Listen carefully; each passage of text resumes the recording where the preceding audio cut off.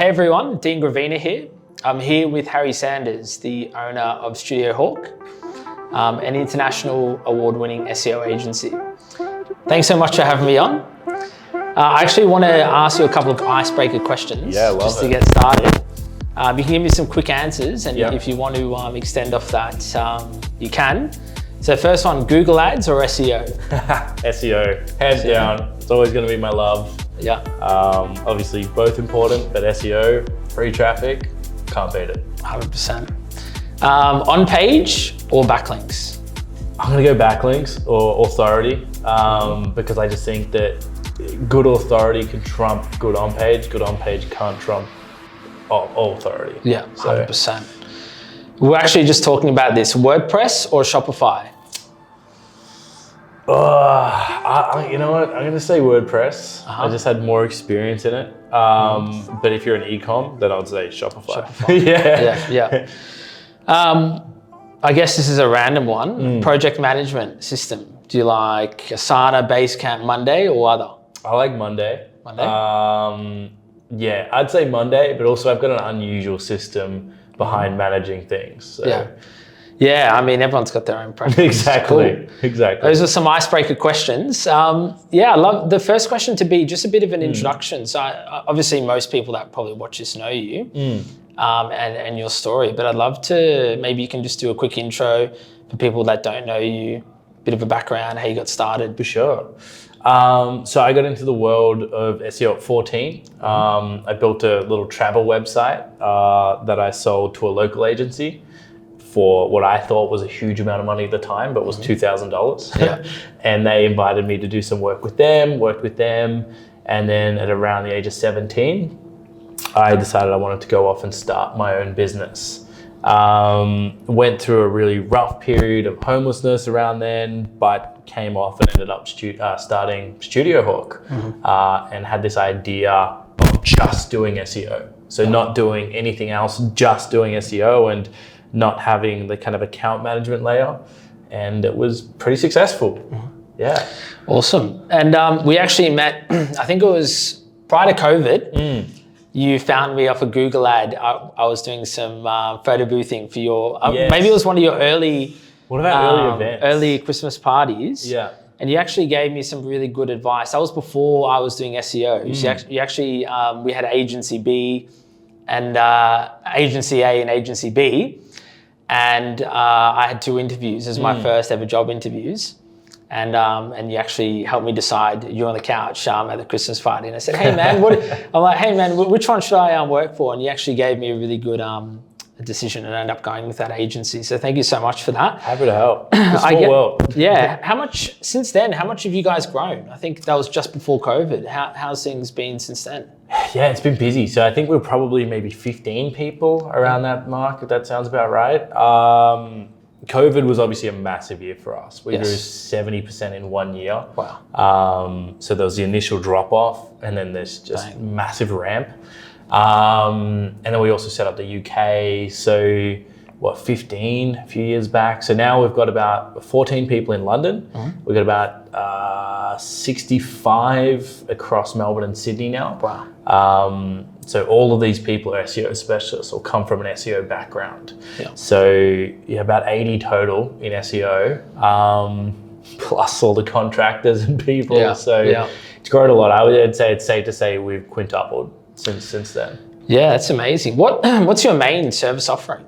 SEO. Do you have like a niche within SEO? Is it not really? Like a lot of it's like strategy, on-page development, digital PR, link acquisition. That's probably the main pillars of what we offer. And then we've got people that work solely on those different things to build those offerings up and to make them as competitive as possible. One of the big advantages we have is massive economy of scale. So someone might have a company of 80, so similar size, but they've only got 6 people in SEO. So they're kind of spread thin between developing all those systems. For us, there's 80 people working on SEO. We can have a head of learning and development. We can have such economy of scale in developing out these strategies. So that's probably our biggest edge there. Yeah. My next question was, because I was watching a couple of your interviews and your podcasts, and you were talking about I think it was, you were working for a full service agency at the time. And you mentioned you sort of weren't, obviously, you know, it's a great agency. They did everything okay, but they weren't exceptional about anything. Yeah. I want to ask you, why did you pick SEO? Why, out of all things, man? Like, you know what I mean? Because if you think about, and I'm asking you this question because if you think about what most people do, they're going down the Facebook rabbit hole because you get instant results, the Google Ads rabbit hole, but you've just gone down SEO and that's it. Yeah, well, so going back to that agency, I worked there and they just did a bit of everything and they did okay. Like, you know, like a lot of full service companies, they'll do an okay job at a lot of different things. And I knew, well, my background was in SEO, right? So I had this travel website and I knew that Australia was not doing a good job of SEO. I mean, companies at the time, you know, the agencies that existed, you know, your 3-letter acronyms will say, were just not performing very well. And a lot of scams and a lot of that kind of hustle mentality. And so I think there was just so much snake oil in SEO that weirdly I saw it as an opportunity of like, well, what if we removed some of that snake oil out of that, told people and educated people about the process and just focused on that SEO. So it was never really even a question of do I do ads or anything else. It was like, all right, how am I going to educate the Australian market on what good SEO actually looks like? Yeah. Well, that's actually going to be my follow-up question because if you think about the market sophistication of today and how, I mean, clients are asking very good questions. Yeah.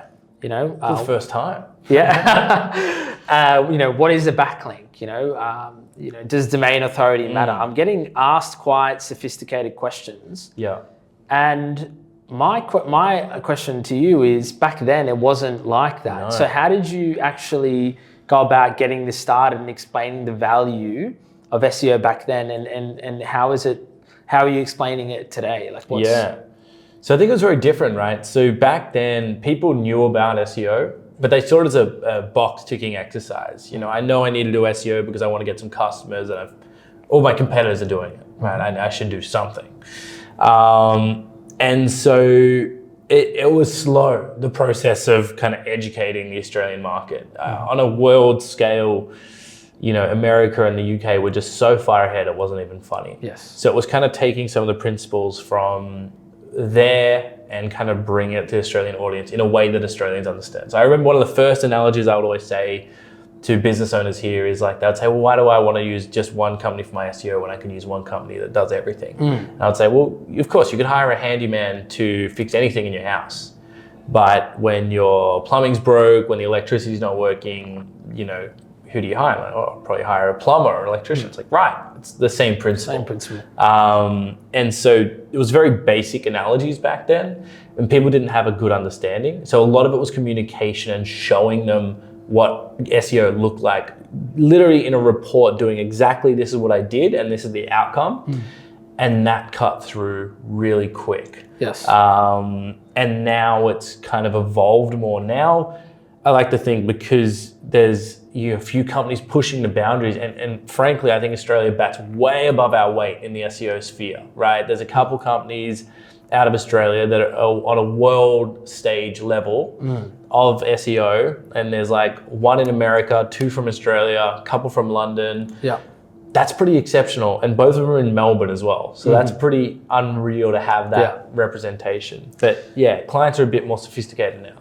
Yeah, definitely. I think, I guess as far as the SEO landscape in Australia, I think it's real. I think we've got that going quite well at the moment. I honestly think we've overtaken America. Yes. We're still a little bit behind the UK, but man, outside of the UK, I think we're second, honestly. Yeah. And I think that's super exciting for us. Yeah. No, that's really interesting. Do you ever, I don't have this question planned, but did you ever sort of feel tempted to, you know, as you sort of grew the agency, to start having that shiny object syndrome? Because that's something people often talk about, but those people are the ones that actually have it. And for you, I feel like that's such an interesting thing, because you really just like said, no, this is what I'm going to do. Like there's all these like shiny objects like happening around. Be like, no, like I'm just actually going to do SEO, and then that's all I'm going to do, and do it really, really well. So like, how did that ever cross your mind at some point? Oh man, it's a constant conversation that people have with us, or we discuss. Look, we're very firmly in the SEO game, and the reason is, I'll give you 2 reasons why. Like the first, like the benefit, it's obvious. We could double our revenue in the next year by offering paid ads or another service, right? It would be very easy for us to go to our clients that love us and say, we're doing emails or we're doing paid or whatever, and doubling our revenue, which would be very nice, except, this is the big but, nobody goes out to start a bad agency. No one goes out to start an average agency. These things happen because the more services you offer, the less control you have, the less visibility you have, and it all starts to crumble apart, right? So sure, we can add PPC, but our whole business is built around providing SEO. We would have to have a head of PPC, we'd have to have L&D for PPC, all the people would now need to learn a bit of PPC, and all of a sudden, just by death of 1,000 cuts, that dilutes the knowledge. And all of a sudden, you're not an exceptional SEO company, you're a good SEO company, and you're an okay PPC company as well. And all of a sudden, you've lost what made the company great. And so that's what I really hold on to. Like when we're doing digital PR as a new offering, right? That has to relate back to SEO, right? It has to have a tangible SEO benefit behind it, or else Studio Hawk won't do it. Yeah, that's really, really interesting. And I think there's a lot of, I mean, this is for potential clients watching this, and even considering SEO, who you should really choose. Do you want to work with, like, you know, we've just discussed a full service agency. Yeah, they might do it cheaper, they might do it okay, but how serious, you know, are you about SEO? And if you are serious and you want to go to the experts. I guess the next sort of question is, a lot's changed. So since you've sort of been, since you've explained prior to COVID, the market sophistication wasn't there.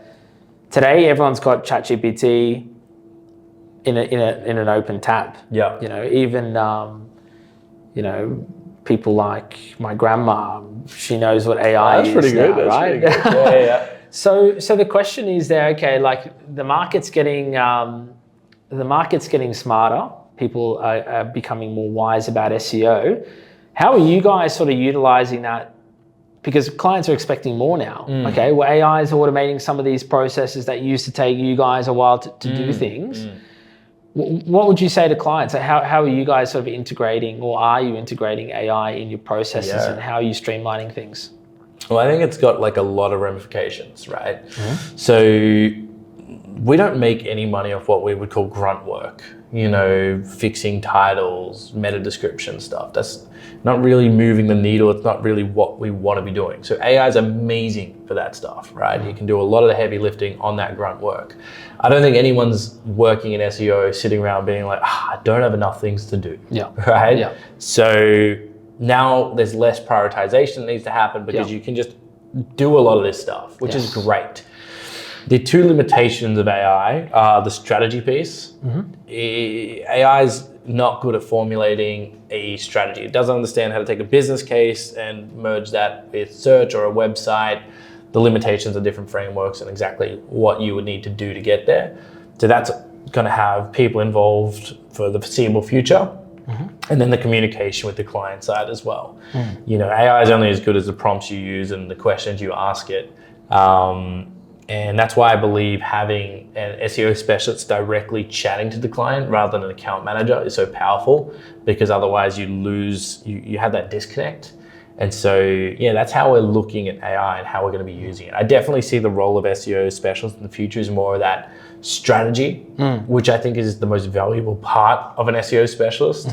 And then AI to help more with the heavy lifting side. 100%. And I think you guys would obviously work with a lot of local businesses, right? And I was having a chat with a local business, and he said to me, oh, you know, with this AI, he said, oh, I can do some of that. I can do that now. Like, it doesn't look so hard, but I think the big thing now is AI is making what we do look easy, but it doesn't make it easier because you still need someone to have the strategy. You still need someone to follow through. So I think if you're someone sort of, watching this and thinking, okay, AI has made things easier. Well, I look at it the other way. I think AI just allows us to go further with what we're doing. Yeah. But I think someone without the strategy knowledge, someone who hasn't worked on a lot of SEO accounts, it's not something that you can just go and plug in and do it yourself. No, bluntly, AI is like, it's a tool. I think it's going to sound harsh, but if you're just starting out in SEO and you're at a level where you're just going through a SEMrush audit and trying to fix up the issues identified in an audit, you're very much at a beginner level. AI is not really going to help you that much. It might fix some of these issues, but in SEO, those box ticking exercises are they don't really have a massive place in modern SEO. Modern SEO is more about authority building. It's about content strategy. It's about making sure that the information architecture of a website is sound. AI is not going to help really with any of that stuff outside of maybe producing some ideas for the content. But from a box ticking perspective, I think a lot of people get lulled into this false sense of, what's it called? That effect where you kind of Dunning-Kruger effect, right? Where you learn a little bit, but you think you know a lot, but then you realize how little you actually know. Wow. Yeah. I mean, I feel like that's what's happening with the clients now. Yeah. Yeah. And it's dangerous, right? Because I could fire up AI and learn a little bit about PPC, right? But that's just the tip of the iceberg. There's so many if, buts, maybes, whys, it depends that, sometimes having a little bit of knowledge is worse than having none. But at the same time, I think clients need to have some knowledge of SEO and PPC. They just need to actually understand it rather than just echo or parrot things they hear online. Yeah, 100%. I guess internally, so going back to this sort of question, are you using it? I mean, I found really that this is personally, and you might have a different opinion about this, but I found that you can really get a good, even from a content perspective, a lot of people talk about using content writers and things like that. I've now seen with the right inputs from ChatGPT, not write me a 750 word article and waiting for it to spit out something.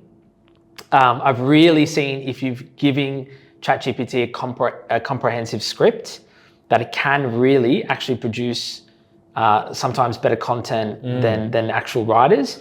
And if you're working on a campaign that has scalability or you want it to scale quickly, I feel like that's how I'm personally using it. Is there a certain way that you're using it, maybe for reporting or content, or is there anything that I guess someone watching this might want to consider? We use it a lot for ideation. Okay. So like coming up with ideas or testing content ideas, or feeding it information and getting a rough outline. We tend not to use it for full-scale content production because what happens is it just echoes information that it's already got. So I find that you have to feed it new information if you want really good, unique pieces that are going to rank. But it definitely assists in that whole process, for sure. Saves a lot of time. But yeah, I think there's actually been more demand than ever from our clients for human-written content. Okay, that's interesting. And I think that is partly because I think a lot of people are aware of what AI content reads like now, and can immediately disassociate with the brand once they start reading something that they perceive to be AI content. So there is more human content being produced now than we ever have produced. That's really interesting. But I think there's definitely a middle ground of that. All right, so we're going to be talking about, I guess, having more of an ROI focus on SEO, and I think that's something that's really changed in the last, especially 4 years now, with people being a bit more educated about SEO. I think, conversations earlier on were about, I just need to rank on the first page and impressions and clicks. But now people are really having an ROI focus on SEO. So what are the sort of conversations that you're having with with clients, and are you using AI to provide more data and estimations on what people potentially can expect? Yeah, I mean, so now it's different. So there's two kind of streams of people that I guess are looking for kind of that ROI. There's your service or lead kind of businesses, and they're looking to track leads, or there's your e-commerce. And absolutely, people are tracking their conversions, their leads, just like they would be tracking them in their paid ads. And SEO providers are under more scrutiny to provide and deliver the actual ROI of what they're doing. I don't think that's a bad thing at all. I think that's been happening for years. I think clients are just getting more savvy about it. I think there's a increased focus on wanting to forecast out things. You can do rough forecasts. We've tried to use AI for forecasting. It is atrocious, to be blunt. It hallucinates way too much, and AI wants to tell you what you want to hear. So you do a forecast and just hallucinates this crazy forecast. So that'll just get you in big trouble if you ever presented that to a client and then didn't hit that forecast. But I think it's good. There's more of a conversation about ROI, and honestly, SEO is more trackable now than it ever has been. You can kind of format it, look at it in Google Search Console, look at it in terms of clicks, look at it in terms of leads, and that's great. That's an amazing place to be. Awesome. Well, two more sections and then we'll sort of wrap it up. I guess this really goes with the economy, right? So, I mean, people are asking sort of the right questions now, which channel is going to be best suited for me? I guess, with the cost of living so high and cost of business, right? You think about a restaurant now, all their costs have gone up. Restaurants have increased their costs, but they're not making any different. I sort of look at, I guess, what I want to say here is I look at paid ads. I know we're talking about SEO, but I look at paid ads like just it amplifies something that you're already doing successfully. So my question is, with this cost of living crisis and with everything that's happening, why should businesses actually consider SEO instead of paid ads? Because a lot of people are watching and they're going, I want to do paid ads. It's going to get me results now. I need a Band-Aid fix. I just need to stop the wound, stop the bleeding. And you probably get clients come your way all the time and asking the same question. Yeah. I mean, look, I don't think ads and SEO are one or the other kind of thing. Okay. I do think that if you're running a business, you should be probably doing ads as well as SEO. If you're doing SEO without ads, either you are absolutely crushing it and you don't want any more business. But if you're doing ads without doing SEO, you are hamstringing your future growth because you're basically renting all this traffic off Google, which is fine. But you're not actually making any investments in buying or like owning that traffic or authority. So you'll end up in situations like what happened to the good guys where they're starting to lose money because they don't actually own any of that traffic source. And their competitors are starting to focus more on building that moat and they didn't have that. So that's where it's so important to invest some money into SEO if you're doing paid ads, or else you're just hamstringing yourself in the future. Yeah. Well, I think, I mean, I guess the question is more for now, like, what do I do right now? Because people are... If you're like, your business is about to shut down next month, do paid ads. But if you're in a situation where your business is about to shut down next month, frankly, I don't know if ads are going to help you either. Well, that's what I'm trying to say. There's a reason for that. So if you're watching this thinking you're sort of floating now, how do you get ahead? And that's SEO. Because you probably wouldn't, well, obviously we don't have a crystal ball, but I'm sure that if you're a business watching this and thinking, hey, things are falling over, I need quick wins, if you had maybe considered the SEO 12, 24, 36 months ago, maybe you would have been in a different spot. For sure. So if you're thinking about it, just do it. Yeah, look, it's like they're saying the best time to plant a tree was 5 years ago. The second best time is now. And it's just, some people, they kick it down the road too long. SEO is going to take ages to kick in. And if you're using it as your last ditch effort, you've already done it wrong. Same with Google Ads. So I mean, that on the same sort of theme, like what should clients expect I guess when using your sort of services, what should they expect as far as trackability, and when's it going to, because you said it's going to take a while. What should people expect? That's a good question. I think what you should expect when engaging with any reputable SEO agency is really strong communication. That's probably one of the biggest things. I would avoid any lock-in contracts or like 6-12 month periods. I just want to know on a month-to-month basis, or as a little notice period as possible, what are you guys going to deliver for me? It holds them accountable. Yeah. And if they've got communication around what they're doing, better yet, if they're educating you on what they're doing, then you're probably in really good hands. Yeah. They should be providing reporting, telling you exactly what they're doing. If they say, oh, that's our IP, or we can't tell you that, dude, I would run away 100%. I just think that any obfuscation of this industry is such a red flag. Yeah. Same as if they've got really poor communication skills, it's such a red flag. Those are the things I look for when I'm like looking at SEO and doing those things. And when I look at Studio Hawk and I benchmark that, they're the fundamental pillars of which we need to really over deliver. Yeah, right? 100%. And that's what separates Studio Hawk from average or a bad agency is the communication, the transparency, the actual expertise that goes into it. Not removing an SEO specialist 3 layers so that the client maybe gets to smell them once when they walk past, but never actually gets to chat to them.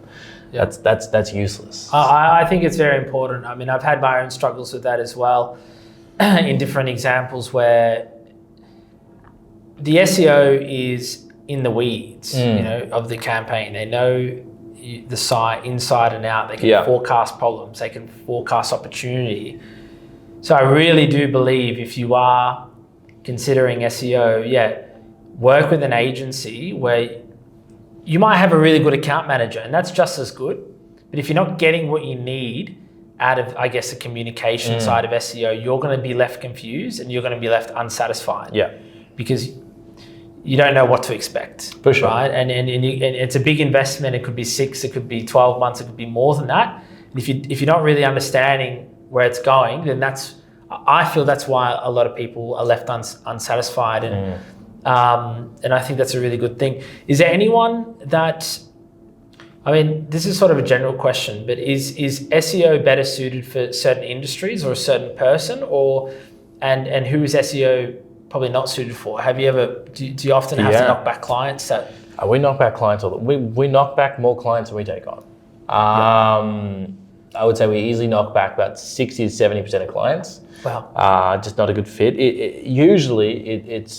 They're just, I always say to people, come and do SEO once you're getting some inquiries, once you're getting some sales through organic. Yeah. I can increase your SEO by 40% in 6 months or something, right? Just throwing a number out. Sure. But if 40% of 0 is very much, you maybe get to 1, right? Yeah. Or 1 plus 40% is almost 2. Or you're like, it isn't meaningful enough for you to see an ROI. Yeah. But getting it from 100 to 140 inquiries, getting from 1,000 to 1,400, that's very meaningful. 100%. And so, we knock back a lot of businesses that we just don't feel comfortable taking their money because we can't stand there and say we're going to deliver a good ROI on this. Exactly. But if you're a lead gen business, like your professional service business, you're an e-commerce business or something like that, you're going to need some form of SEO for sure. The only industries I would say that, probably not needed is, these days,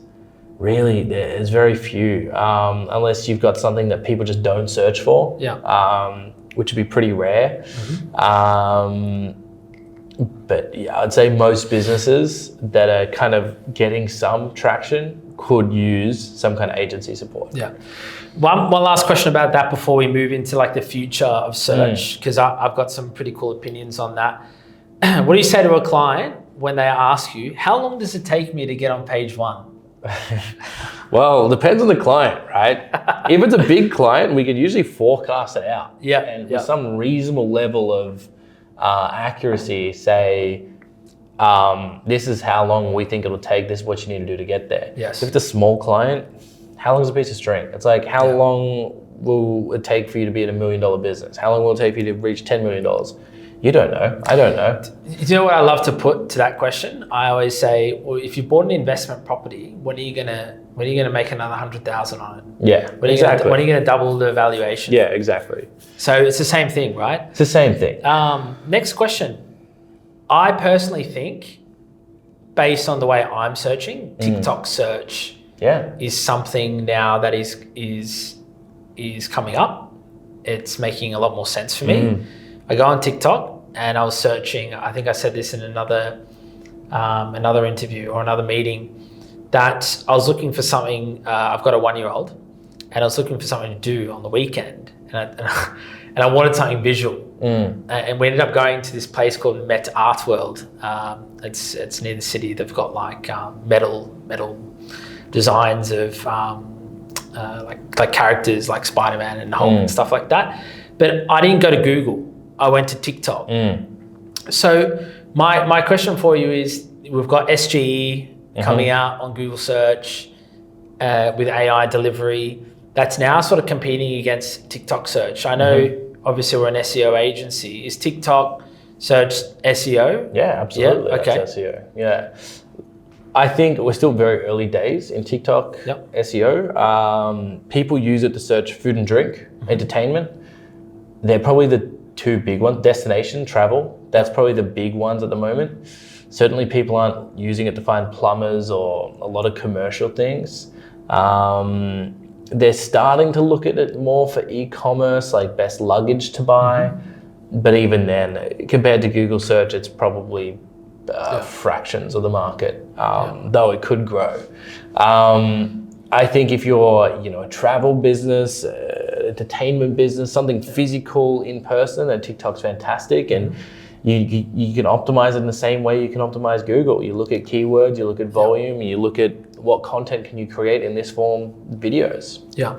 And that's how I would do it. But the trackability is not nearly what you get from Google. And the long term, you're going to have to do one of these videos every few months, because the algorithm will just pull it back down and preference new content. So it's very immature compared to Google search. Yeah. Are you sort of hedging on TikTok, or you're not feeling, like, for me, I'm feeling like it's going there. Like, what's your general sort of feeling? Are you feeling like it's going to take, or? I think in probably a few years' time. It'll take, yeah. There's dangers to being too early to this stuff. You can produce some great content now, but it's just going to be completely irrelevant. Yeah.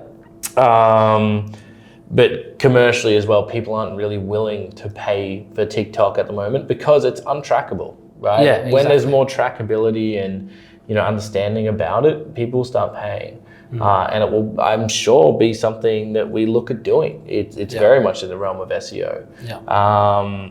But yeah, I would say to businesses and people trying to offer that as a service, it's very immature at the moment. Yeah. So just be careful. SGE, it doesn't make any sense for me. I'm not for it. I think I've had some bad experiences already. Well, actually, maybe only a few, but I've seen more bad experiences online about people getting weird results. Mike, where do you see this fit in? Like, do you think this makes sense, or like, are you for or against this thing? Look, I'm not really for or against. It's more, I see Google's naturally forced to compete against ChatGPT, right? And they're worried that ChatGPT is going to become a search engine. Now, ChatGPT, I don't know how interested they are in becoming a search engine. Maybe they are, maybe they aren't. Their model's not built to be a search engine. It's great at fetching informational stuff.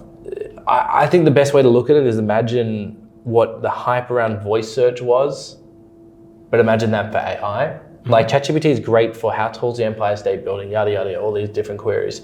The problem is it hallucinates a lot. It's factually incorrect a lot of the time. Will they fix that? They're confident they can. We don't know. It hasn't been out long enough for us to reasonably think if they can or can't fix that. I think it's going to have its place for informational queries. I think it's going to have its place for voice. It's going to give voice is going to be massive. It's actually going to be a thing. It never really has been a thing, but it will be a thing with AI. But it's still going to be limited. People aren't going to be searching for plumbers or a lot of e-commerce or a lot of that stuff through SGE, I don't think. I think it's going to be more of an informational assistance. before people drive to more commercial search intents. Yeah. Last question for you, and then we'll wrap up. What are you looking forward to in SEO in the next, I mean, it's changed so much now, right? The way we do link building, the way we do on-site content, the way we do CRO. What are you sort of, and I mean, this might be like a secret that you've been holding close to your chest, right? Because I mean, you got 80 people here doing just SEO. What are you looking forward to? Is this something that you see that's going to like just go, or is it just going to be much of the same? I think there's so many things it could potentially catch. There's TikTok search, there's AI search, there's all these different things that I think what excites me is just the breadth and scope of what SEO is and is becoming. There's so many different facets and avenues that, 10 years ago when I started Studio, 9 years ago, people couldn't fathom an SEO only company. Now, I couldn't imagine trying to do TikTok SEO, AI SEO, and all the different facets of search without being SEO only. So for me, there's a lot of excitement in that, and having built a team around people that are client-facing strategists to do that stuff. So that's what I'm excited about SEO. I think it's really going to challenge our belief of what an SEO specialist is. I think there's going to be more niching within SEO, or like a specialist that might focus on TikTok search, or someone that's focused more on digital PR, which we're already seeing. But I think that's a great thing. But it's certainly going to be an emerging trend. Yeah. Thank you so much, my man. Thanks, man. Thanks for having me on. Good to chat. Appreciate it.